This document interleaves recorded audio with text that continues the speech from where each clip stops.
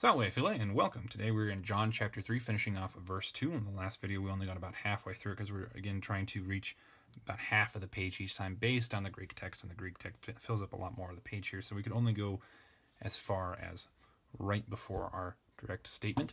Here is our rubric, everything we're looking for as we go through the text. Well, let's go ahead and get started.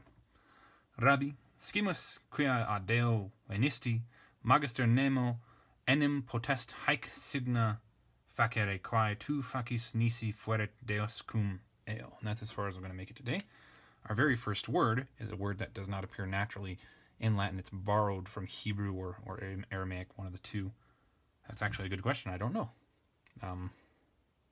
If I find out, I'll put a note. Anyway, Rabbi, we can't really translate that because it doesn't decline, so we need to take a look at the rest of the clause to figure that out. Scimus, our verb right there, with this mus, we know that's going to be a first person plural. It is skio, skire, skii. That's II or IVI. I think it has two different options in the third principal part. A lot of them, of the third IO and the fourth, or at least the fourth conjugation, will do that, where there's two different ways that you can do the third principal part, but that doesn't matter because we don't have the third principal part. We would expect either two I's or a V and an I between this I and M, so this has to be present tense. It is active, and it is indicative. Looking ahead, doesn't appear that we have anything that can stand in as the subject of this, so it's just going to be we knew. Quia means that or because. Looks like we're entering a new statement right here. A Deo. It's going to be a prepositional phrase. A takes the ablative case, which we see right there with that O. Venisti is a verb, so a prepositional phrase has to end here. It's going to be singular and masculine. So this can mean from or by. Since we don't know which, we're going to have to wait until we see the rest of the clause. Venisti. Isti right there. This is a nice ending. It's very clear on what it is. E isti it, so this is a second person singular perfect tense verb, active and indicative. So when we had this beforehand, when it, we couldn't tell which tense it was because the present tense and the perfect tense share the exact same form for this person. This is not that case, and that's nice. So you have come, magister, that's nominative, singular, masculine, nemo enim. Looks like we have a different clause right here, so I'm going to insert a comma right there. And now we can handle the rest of this and get back to Rabbi. So we know that you have come, or you have come master, as a master, or that master you have come. If it were master you have come, then this would actually be a vocative instead of a nominative, and that could technically be the case, but then that would bring up the question, well, what do we do with this? Vocative, because that appears to be what that is. This is Nicodemus talking to Jesus. Indeclinable. Rabbi, we know that you have come, teacher, from God. Why would you separate these vocatives? That doesn't make any sense, especially since these are two different titles. Title of position, title of occupation. Well, technically they're both occupations because a rabbi is a teacher, but the way that they're used in John is a little bit different. So, if this is a vocative, and that makes the most sense since it's at the beginning of a statement, then this one, as a vocative as well, doesn't fit quite as much. I'm not really sure if there's any language where you refer to someone with vocatives, but you separate them out repeatedly. That's nonsense. Normally, you stick all the vocatives together unless you're making a point. So that doesn't fit with Latin. Doesn't fit with any experience with any languages that I've had before. Again, could be wrong, but Latin doesn't do that. So this, I'm going to say, is nominative, probably as a predicate, a renaming of him. You have come as teacher is how I would translate this.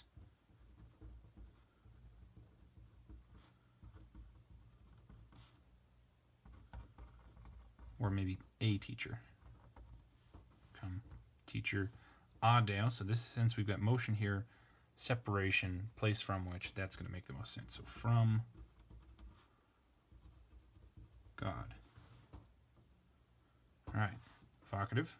We know that, Rabbi, we know that you have come a teacher from God, or you have come as a teacher from God. And then we enter a new clause here. Enem should be actually have been my first clue rather than magister and nemo next to each other, because enem, I think that's a post-positive. That means it has to appear as the second word in its own clause. Could be wrong about that memory, but that seems to make sense. A lot of things, enem, a lot of things like enem in Greek and Latin will do that. Gar does that. So nemo, that's clearly a nominative, singular, masculine. Nemo, nemonis. So no one for. And then here's our verb potest. This is from possum. It is of the family of sum. So possum, potest, potest, possumus, and so on. This is a third person, singular, present tense. It's active, and it is indicative. This is the subject. No one, for no one is able. So now we want to find an infinitive, not infinitive, not an infinitive. Here we go. ERE, it's going to be a present active infinitive.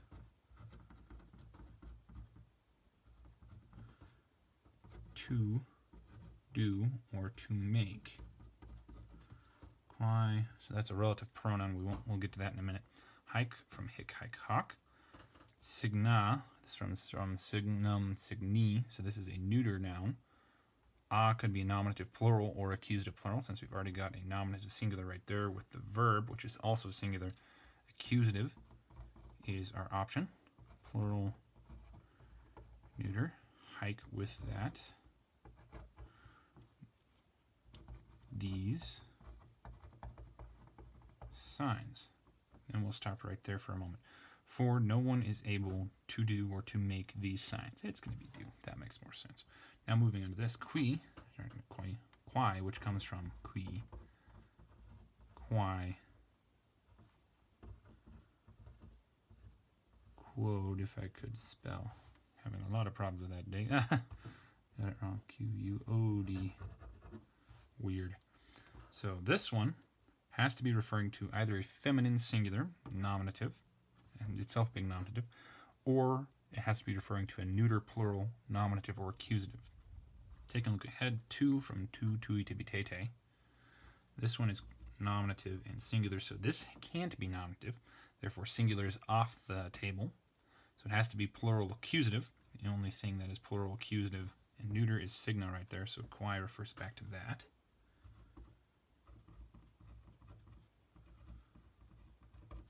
Which things, to facis, is right there. It'll be a second person singular. We know this isn't perfect because it's facio, facere, feci. That a becomes an e in the perfect tense, so that's nice. Perfect tense. I know I just said the exact opposite of that. Present tense. It is active and indicative, which you.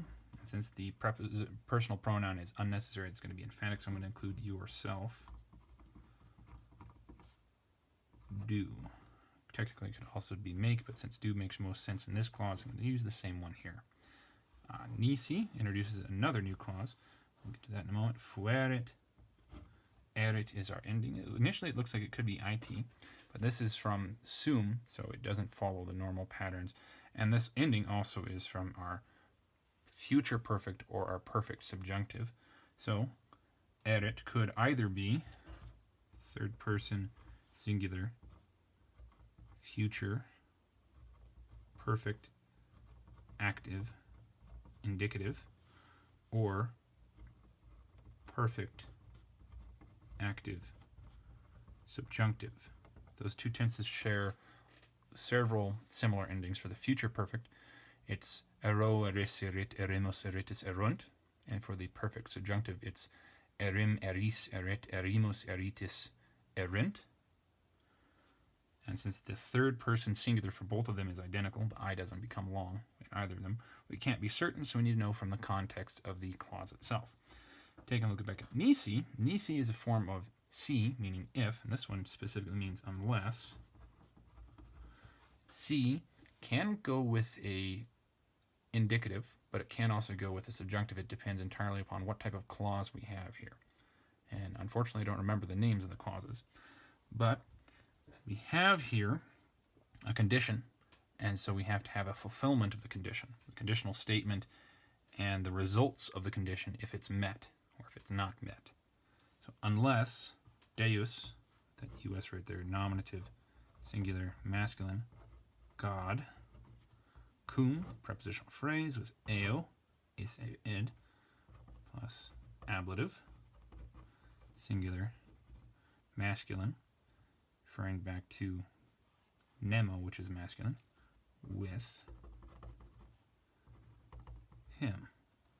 So our two options are unless God will have been with him, or unless God was with him. Was being an option for translating the perfect form of sum. Now, will have been as a conditional statement, that's something like, it would be something along the lines of a future more vivid, except since we have, it would be the future perfect form. Future more vivid isn't quite right. It would be a variant of that. I don't know if that type would even have a name in Latin, since it would be pretty uncommon. You'd expect the perfect more often. But normally the way that these work, the tense of the conditional part of the clause and the tense of the result of the clause are going to be very similar. We're going to have primary tenses with primary tenses and secondary tenses with secondary tenses. So if we have a future perfect here, we would expect a future or a present. We've got a perfect there. So that doesn't work. Future perfect is not likely because wenisti is perfect. But that right there is present. Except nemo starts this entire clause right here. I really should read more on these, sorry. But I think nemo, which includes potest, is an addition to this clause right here. No one is able to do these signs which you yourself do unless God is with him. No, I think I'm wrong about that now. Well, obviously I need to do some more of my own reading. I'm kind of failing you right here. But I think perfect as the subjunctive is the more likely. So, was.